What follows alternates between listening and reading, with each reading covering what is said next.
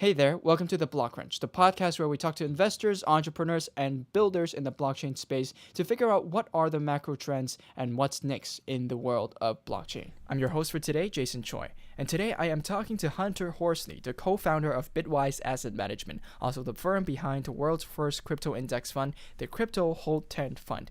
Now, why I am particularly interested in talking to Hunter is because up to this point, most of the investments made in the crypto space seem to be made in a VC format. In other words, people find the few projects they think will succeed the most or have the highest probability of success, and then they bet heavily on a handful of projects. Whereas Bitwise Asset Management's HOLD10 fund seems to be borrowing from public markets and applying the methodology and wisdom from public markets to the very volatile market of crypto by tracking the performance of the top 10 coins. And it seems like a lot of investors are already showing a lot of interest in the idea and the value proposition that Bitwise is bringing, seeing how they have already raised $4 million from notable investors such as Khosla Ventures, General Catalyst, as well as AngelList founder Naval Ravikant. And that's why I'm incredibly excited to talk to Hunter today to learn about what their value proposition is, as well as why they think an index fund is an appropriate way to capture the value of the crypto market for investors. In addition to learning about what are the strategies they're using and how they're scaling this one-of-a-kind business. And I actually had the fortune of meeting Hunter back when I was a sophomore at the University of Pennsylvania when I was interning in Silicon Valley. And even back then, I could tell that Hunter was going to do something really cool. So I'm very grateful for Hunter for lending us his time. So with that being said, let's buckle up and dive right in. This is a worldwide phenomenon. Thank you for being on the show, Hunter. And just to get us started, can you walk us through your background and how you fell into this crypto rabbit hole? Yeah, absolutely. I studied at Wharton, went to Instagram, where I worked on monetization as a product manager, and then went over to Facebook and worked on video monetization, also as a product manager. I left to work with my partner at Bitwise. His name's Hong. And the way that we started focusing on crypto was, I think, similar to many people's experience. We had a friend who works at a stat arb hedge fund who said, hey, there are 20% spreads in cryptocurrency. And we couldn't believe it. So we looked into it and there were. So we started arbitrage trading, and then we started writing software to automate the trading. And that's not what we're doing with Bitwise, of course, but that arbitrage trading was the activity that sort of gave us a reason or an excuse to start spending all of our time in the space, to start reading about the different crypto assets, to start meeting people in the ecosystem, setting up institutional accounts to get liquidity, to secure assets, etc. To think about the possibilities and what this all means. And in that process, we, like many others, fell in love with the potential and working in the space, and wanted to spend our careers, or at least a large part of our careers, working in the space. And so as we were thinking about what we could do, what we could contribute to the space that would be meaningful, we were approached to scale up the arbitrage trading as a quant arb fund focused on crypto. But we were really compelled by the opportunity we see ourselves as working on now with Bitwise, and decided to focus on that. So that's a little bit about my path to crypto. Got it. So Bitwise also has a very impressive roster of investors, from Khosla Ventures to General Catalyst to Naval Ravikant, who's the founder of AngelList. So can you kind of walk me through the fundraising process that you guys had, and what were the things that excited your investors the most? We're proud of the investors involved in the company and love working with all of them. So as you said, Keith at Khosla, Hemant at General Catalyst, Blockchain Capital, David Sachs, Alad Gill, and a number of others. You can see lists on the internet somewhere. We were very fortunate to meet them. The way that the fundraising process happened for us is that Naval, Alad, and Vichal Garg were all early angel investors, and we collaborated with them on thinking about the timing to raise money, and then ultimately they made introductions. So it was largely facilitated by them. In terms of what made the people involved in the company most excited about what we're doing, they were excited about cryptocurrency as a category and public blockchains as an emerging new asset class. I think at the time that we were raising money, crypto might have been a combined $100 billion asset class. So it wasn't as large as where it is today. But I think they were excited about the potential of the space. And I think they were excited about a business that works today. So what we're doing was, as you know, but is worth saying, we introduced the first cryptocurrency index fund in the fall. And in general, we're an asset manager focused on cryptocurrency, low cost, high volume vehicles. We try to abstract away the complexities of figuring out what to hold, buying them, storing them securely, capitalizing on hard forks, airdrops, staking, etc. For investors. And I think that the venture investors in Bitwise, like I said, we're excited about the growing category. And then with Bitwise, excited about a business model that is serving a problem that exists today and has a revenue model that works today. Got it. So I'd like to ask some questions that help us understand how investors should think about the role of index funds, as you brought up just now. So many investors, retail and institutional alike, take a more VC approach to investing in crypto. In other words, they pick the projects they believe will succeed, then invest in those few projects. So why should they invest in an index fund, in your opinion? So there are several hundred investors in the fund now, and some of them, it spans a range, trading their own portfolios, evaluating projects themselves. I think that while for some that makes sense, for most over time, it won't make sense to be sort of professional investment manager.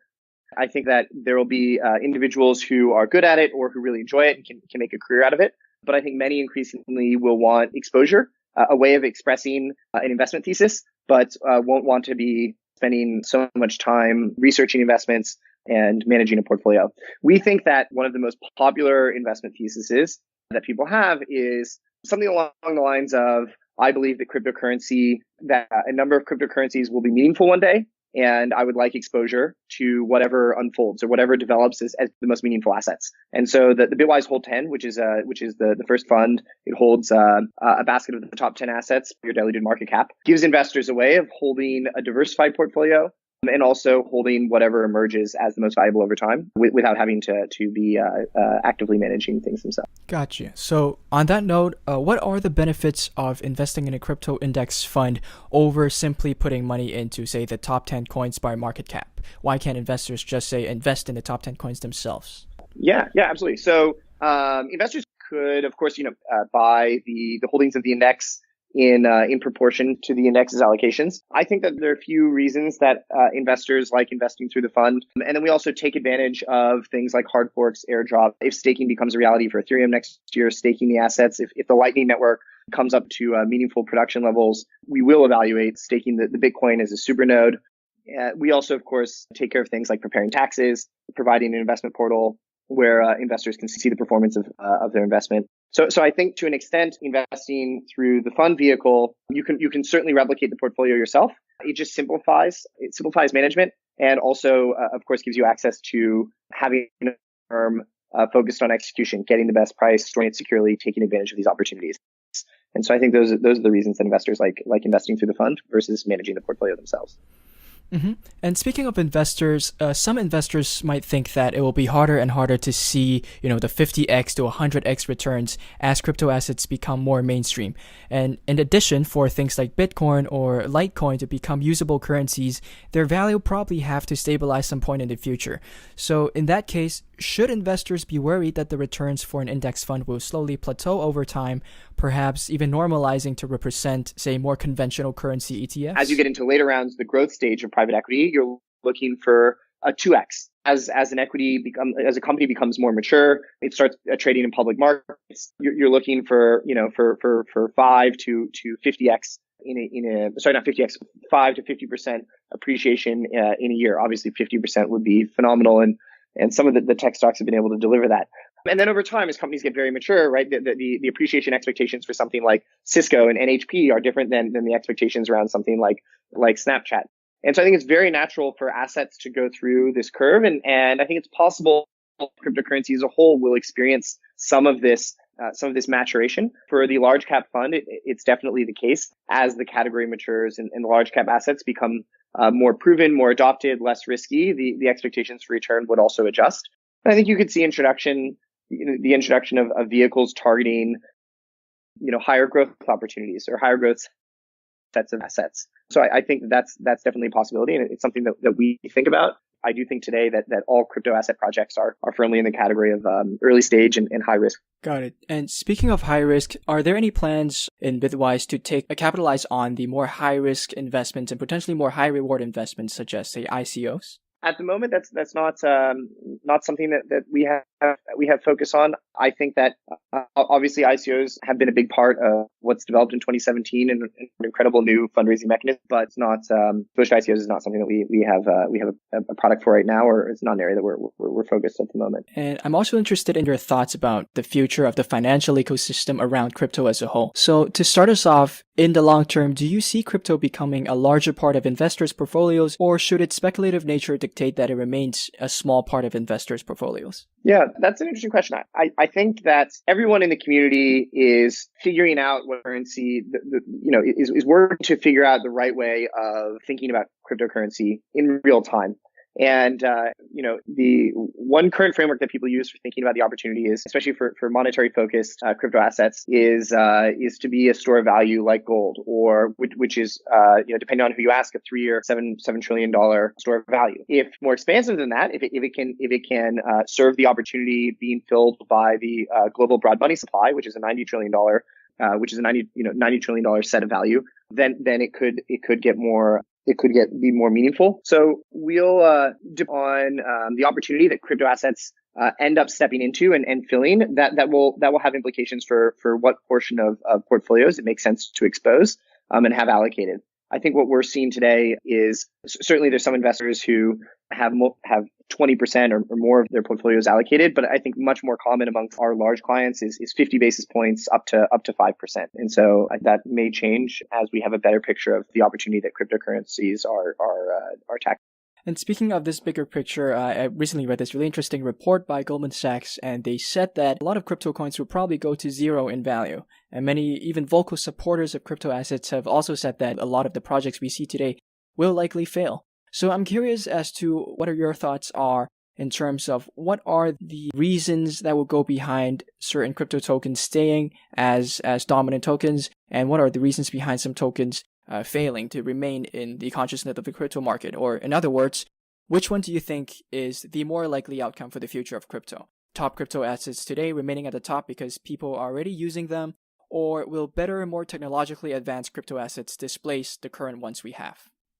Yeah, I agree with that perspective that many projects will end up not being useful and not being widely adopted, and their price will depreciate to reflect that reality. I think a reasonable mental model for thinking about most crypto assets today is that they're seed stage technology projects, and similar to what you would imagine for seed stage ventures, there's a lot of opportunity, but there's a lot of risk. And for most projects, I think it won't work out. I think with regards to the large cap assets, you asked the question, will the large assets continue to be valuable, or will there be new permutations, better technologies that emerge?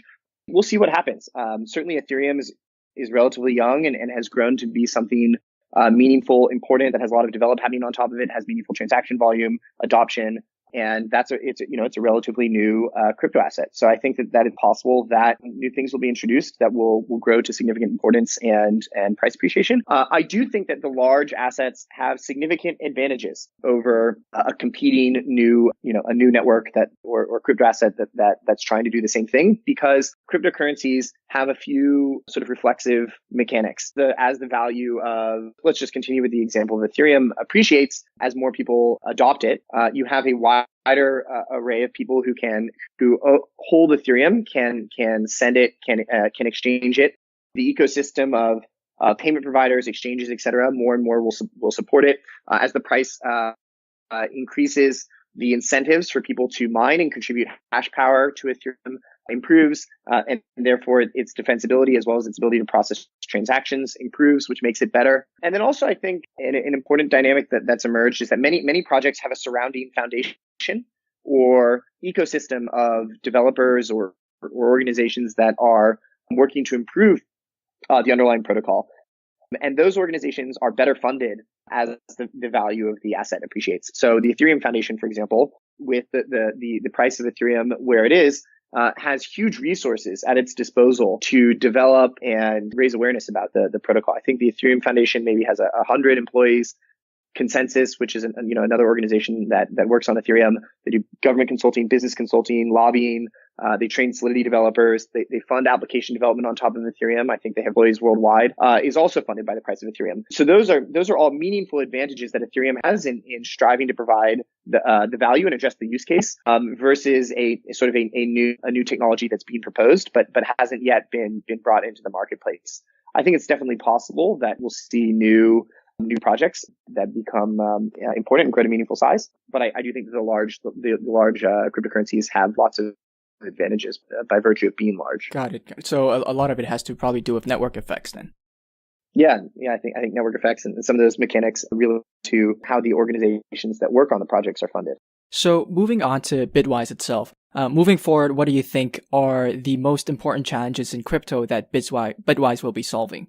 Yeah, I think that the question of mapping an investment thesis to exposure is something that we're constantly thinking about. So a popular investment thesis today, so first of all, most people today don't own cryptocurrency. And then many people become interested and I think the most thesis people have is the one that the fund currently is seeking to provide exposure to, which is a category-based thesis. The category itself, that cryptocurrency might produce one or two or a few meaningful assets. Over time, I think that those views will likely get refined and people will start thinking about privacy coins or storage coins or infrastructure coins or, information or content marketplace networks. And so that's one thing we think about, which is what are the common and rational investment theses that we can provide exposure against. I think a second thing is that the ecosystem continues to develop, the underlying technologies continue to develop. So what it means to get good liquidity and good prices continues to evolve. The best way of storing assets and the landscape of custodians continues to evolve. And then the underlying hard forks, airdrops, staking, et cetera, continues to evolve. So that's on our mind as well. I think the third thing that we think about is, we could approach solving this problem for people or helping people get exposure in a number of different ways. We have to think a lot. We think a lot about the right timing. Where are the most people currently at, and how can we build a bridge that meets them where they are? And so thinking about timing is also really important to what we do. Mm-hmm. And Bitwise is also hiring both business and tech talents, as I noticed. So can you speak a little bit about what areas of the business will these new hires be working on? What areas of the business are you looking forward to growing the most for Bitwise? Yeah, most of us at the firm right now have backgrounds in software, which we think is essential to what we're doing. But of course, the organization needs more than just engineers. So right now we have 9 open roles. We have a full stack engineer, front-end engineer, marketing and comms, 2 business development roles, office management, operations, client services. We are building a software integrated asset manager. You could think of it as, if Vanguard was started by a software team, was automating everything they did, that's what we're trying to accomplish. And so that means that we need both people who are interacting with clients, doing sales, thinking about operations of the business, but then, of course, also a software team. We're very small today, and so we're hiring several roles across both sides. So just to close this off, one of my favorite questions to ask is just because there are so many interesting characters and idiosyncratic people in the space of crypto, I'm curious as to whether you have one unconventional thing that you like that you can share, or maybe one unusual habit that you have. I eat a BLT sandwich every day for lunch. And have done so. I've done so for almost the last year. So that's 365 sandwiches right there. I know. Maybe it's half of a year, but yeah, I love BLT sandwiches. I love them too, but definitely not to that degree. But yeah, with that being said, thank you for being on this show, and that was the last question. Absolutely. And that concludes today's episode. And once again, this has been the Blockcrunch. Please feel free to subscribe and rate us on whatever platform you're listening to this on, because it does help us get this out to as many people as possible. And you can also follow me on Twitter at Mr. Jason Choi for future updates. With that being said, I look forward to seeing you at the next episode. Track like an animal, so let's go. That work. Why y'all be